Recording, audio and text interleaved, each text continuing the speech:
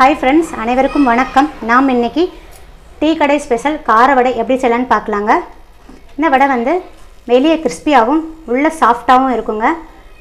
நல்லா உள்ள சாஃப்ட்டா பஞ்சு போல இருக்குங்க. இந்த வடையை வந்து தேங்காய் சட்னி கூட சர்வ் பண்ணி சாப்பிடுங்க. ரொம்ப ரொம்ப டேஸ்டா இருக்கும். வாங்க இந்த வடை எப்படி செய்யலாம்னு பார்க்கலாம். வாங்க வீடியோக்குள்ள போலாம். கார வடை செய்யிறதுக்கு ஃபர்ஸ்ட் 1 கப் இட்லி அரிசி எடுத்துர்க்கேங்க. அதை இந்த பவுல்ல ஆட் பண்ணிரலாம். நெக்ஸ்ட் 1/4 கப் கடலைப்பருப்பு ஆட் பண்ணுறேங்க. நெக்ஸ்ட்டு 1/4 கப் உருட்டு உளுந்தம்பருப்பு ஆட் பண்ணுறேங்க. நீங்கள் எந்த கப்பில் அரிசியை அளக்குறீங்களோ அதே கப்பில் தாங்க கடலைப்பருப்பையும் உளுந்தம்பருப்பையும் அளந்து எடுத்துக்கணும். இப்போ நாம் இதை தண்ணி ஊற்றி 2 டைம் வாஷ் பண்ணிடலாங்க. நெக்ஸ்ட்டு பக்கத்துலேயே ஒரு பவுலில் பாருங்கள், இந்த அளவுக்கு கடலைப்பருப்பை இந்த பவுலில் தனியாக ஊற வச்சுக்கோங்க. இப்போ இதையும் வாஷ் பண்ணிடுங்க. இப்போ வந்து இந்த பருப்பு எல்லாம் மூழ்கிற அளவுக்கு தண்ணி ஊற்றி ஊற வச்சிடலாங்க. இதுலேயுமே தண்ணி ஊற்றிக்கலாம்.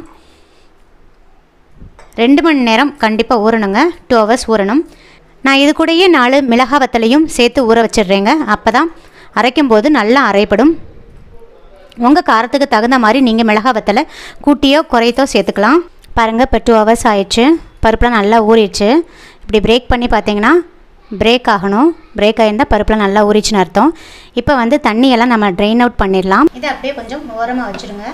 பெரிய மிக்ஸி ஜார் எடுத்துக்கோங்க. மிக்ஸி ஜாரில் கொஞ்சம் கூட தண்ணி இல்லாமல் நல்லா ரிமூவ் பண்ணிவிட்டு இந்த பருப்பை மட்டும் இதில் சேர்த்துக்கோங்க.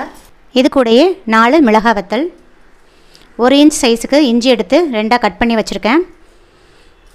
1/4 கிளாஸ் தண்ணி ஊற்றி கொஞ்சம் கோர்ஸாக அரைச்சிக்கோங்க. முதல்ல அதிகமாக தண்ணி ஊற்றிடாதீங்க. அரைச்சிட்டு வந்ததுக்கப்புறம் நம்ம தேவையான அளவு தண்ணி ஊற்றிக்கலாம். பாருங்கள், நான் 1/4 கிளாஸ் தண்ணி ஊற்றி நல்லா அரைச்சிட்டு வந்துட்டேன். இந்த அளவுக்கு கொஞ்சம் கோர்ஸாக அரைச்சிக்கோங்க. பாருங்கள், இந்த அளவுக்கு கொஞ்சம் கோர்ஸாக அரைச்சிக்கோங்க. அப்போ தான் வடை நல்லாயிருக்கும். இது கூடயே நம்ம தனியாக ஊற வச்சுருந்தோம் பார்த்திங்களா, அந்த கடலைப்பருப்பை சேர்த்துக்கோங்க.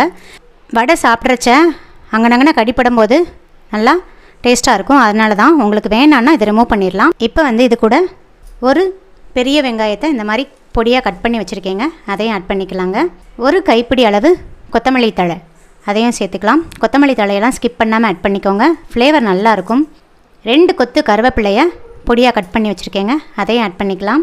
சிறிய ஸ்பூன் அளவு சீரகம், 1/4 ஸ்பூன் பெருங்காயத்தூள், 1/4 ஸ்பூன் மஞ்சள் தூள். இதுக்கு வந்து மிளகாய் வத்தல் காரம் மட்டும்தாங்க. ஸோ நீங்கள் அரிசி ஊற வைக்கிறச்சே வத்தல் வந்து உங்கள் காரத்துக்கு தகுந்த மாதிரி சேர்த்துக்கோங்க. இது கூடயே வடைக்கு தேவையான அளவு உப்பு சேர்க்குறேங்க. நீங்கள் கல்லுப்பு சேர்க்குறதா இருந்தால் அரிசி அரைக்கும் போதே சேர்த்துக்கோங்க. இப்போ கையை வச்சு நல்லா மிக்ஸ் பண்ணி விட்டுருங்க. நம்ம இதில் பருப்பு சேர்த்துருக்கிறதுனால இஞ்சி, பெருங்காயத்தூள், இந்த சீரகம் இதெல்லாம் ஸ்கிப் பண்ணாமல் சேர்த்துக்கோங்க. அப்போ தான் டைஜஷன் ப்ராப்ளம், கேஸ் ட்ரபிள் இதெல்லாம் வராமல் இருக்கும். மாவு ரொம்ப கெட்டியாக இருக்குது. இந்த அளவுக்கு இருந்தால் வடை வந்து ஹார்டாக இருக்கும். ஸோ நான் இன்னும் கொஞ்சம் தண்ணி ஆட் பண்ணிக்கிறேங்க. கொஞ்சமாக ஒரு 1/4 கிளாஸ் தண்ணி ஆட் பண்ணி மிக்ஸ் பண்ணிக்கோங்க. இட்லி மாவு பதத்தை விட கொஞ்சம் தளர்த்தியாக இருக்கணுங்க. தண்ணியோட அளவு அதிகமாகிடுச்சினாலும் வடை வந்து அதிகமாக எண்ணெய் இழுத்துரும். எகெயின் ஒரு 1/4 கிளாஸ் தண்ணி ஆட் பண்ணியிருக்கேங்க. தண்ணி ஆட் பண்ணிவிட்டு நல்லா மிக்ஸ் பண்ணி விட்ருங்க. இப்போ வந்து உப்பு செக் பண்ணிக்கோங்க. உப்பு செக் பண்ணிவிட்டு தேவைப்பட்டால் ஆட் பண்ணிக்கலாம். நம்ம வடை சுட்டு எடுத்துடலாம். கடாய் எடுத்துக்கோங்க. கடாயில் ஃப்ரை பண்ணுறதுக்கு தேவையான அளவு ஆயில் ஆட் பண்ணிக்கோங்க. ஆயில் வந்து நல்லா காயட்டும். ஆயில் காஞ்சிச்சான்னு கொஞ்சமாக ஒரு ட்ராப் போட்டு பாருங்கள். போட்ட நிமிஷம் நல்லா மேலே எழும்பும். இதான் கரெக்டான ஸ்டேஜ். இப்போ வந்து ஃப்ளேமை மீடியமில் வச்சுருங்க. இதே மாதிரி ஒரு கரண்டியில் எடுத்து ஊற்றிக்கோங்க. போட்ட உடனே திருப்பி விட வேண்டாம். ஒரு 2 நிமிஷம் கழித்து திருப்பி விடுங்க. ஃப்ளேமை வந்து மீடியம்லேயே வச்சுக்கோங்க. அப்போ தான் உள்ளே நல்லா வேகும். ஹையில் வச்சுட்டிங்கன்னா மேல்புறம் மட்டும்தாங்க கிறிஸ்பியாக இருக்கும், உள்ளே வேகாது. இப்போ வந்து திருப்பி விட்டுடலாம். இப்படி நல்லா திருப்பி விட்டுக்கோங்க. பாருங்கள், ஒரு சைடு நல்லா வெந்துருச்சு. திருப்பி விட்டு அதே மாதிரி நல்லா வேக விட்டுடுங்க. ஒரு 2 நிமிஷம் ஆகட்டும். பாருங்கள், இப்போ இந்த பபிள்ஸாக வர்றது வந்து ஒரு 95% அடங்கிரும். நல்லா 2 பக்கமும் சிவந்துருச்சு. இந்த ஸ்டேஜில் வந்து நம்ம வடை எடுத்துடலாங்க. இதுதான் கரெக்டான ஸ்டேஜ். இதே மாதிரி எல்லா வடைகளையும் நம்ம பொரித்து எடுத்துக்கலாங்க. பெரிய சைஸ் வடைகளாக வேண்டாம்னா இப்படி ஸ்பூனில் எடுத்து ஊற்றிக்கோங்க. பாருங்கள், ஃபைனலாக நம்மளோட கார வடை ரெடி ஆயிடுச்சுங்க. ரொம்ப ரொம்ப டேஸ்ட்டாக இருக்கும். நான் எடுத்த மாவுக்கு வந்து எனக்கு இந்த அளவுகளில் பார்த்தீங்கன்னா ஒரு 15 வடை வந்திருக்குங்க. நல்லா வெளியே கிறிஸ்பியாகவும் உள்ளே நல்லா சாஃப்டாகவும் இருக்குங்க. பாருங்கள், நல்லா உள்ளெல்லாம் வெந்துருச்சு. ஃப்ளேமை வந்து மிதமான தீயில் வச்சு ஃப்ரை பண்ணி எடுங்க வடையை. ரொம்ப டேஸ்ட்டாக இருக்குங்க. நீங்களும் செஞ்சு பாருங்கள். மேக்ஸிமம் இதுக்கு சட்னி தேவைப்படாது. அப்படியே சட்னி தேவைப்பட்டால் தேங்காய் சட்னி கூட சர்வ் பண்ணி பாருங்கள்.